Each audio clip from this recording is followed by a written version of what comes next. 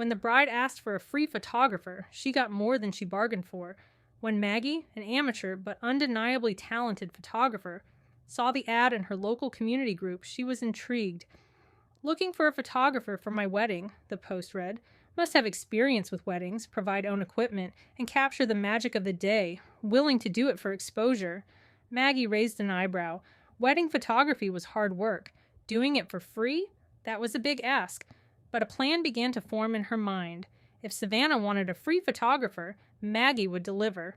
Just not in the way Savannah expected. On the wedding day, Maggie arrived with her trusty secondhand DSLR camera and a t-shirt that read, "Photog will work for pizza."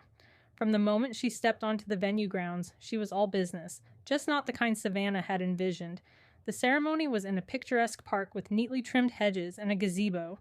Maggie immediately began snapping photos, but her choices were unconventional.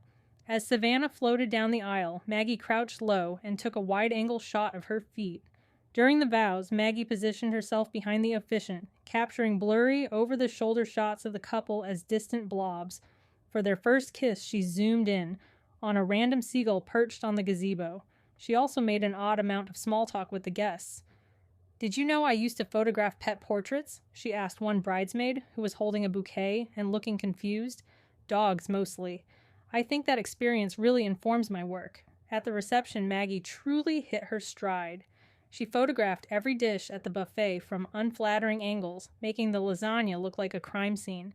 She also made sure to capture the line of guests waiting for food, focusing particularly on a guest sneezing at the salad bar. During the cake cutting, she zoomed in on the couple's hands so closely their rings were cropped out entirely. For the first dance, she spun around the couple with a selfie stick, creating whimsical motion blur. She even handed the camera to a toddler at one point, declaring, "Fresh perspective." The toddler's photos included thrilling close-ups of someone's shoe and a blurry snapshot of the ceiling. Savannah began to notice something was off when Maggie staged guests for candid shots. She had the bridal party pretend to be chased by a bear and instructed Savannah to hold her bouquet aloft, while Maggie lay flat on the ground, muttering about capturing the majesty of the moment. Things escalated further during the toasts. Maggie decided to film them, but accidentally left the camera's lens cap on for half of them. For the other half, she zoomed in too close, cutting off everyone's heads. "It's symbolic," she explained. "Speech is all about heart, not heads." By the garter toss, Maggie was shooting from under a table, calling it a metaphor for the hidden mysteries of love. She also insisted on getting atmospheric shots by taking close-ups of condensation on glasses and crumbs on tablecloths. When the event finally wound down, Savannah approached Maggie, her smile strained. "So," she said, "can't wait to see the photos. When will they be ready?" Maggie grinned.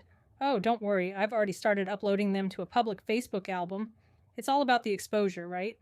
True to her word, Maggie shared every photo online that night, complete with captions like, "The chaos of petals, a modern tragedy," and "buffet, but make it existential."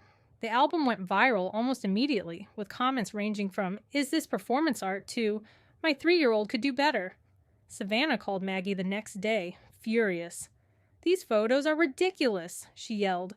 "Oh," Maggie replied innocently, "but you didn't pay me, remember? And I'm getting so much exposure, just like you wanted." The moral? If you're asking for professional services for free, you might just get what you paid for.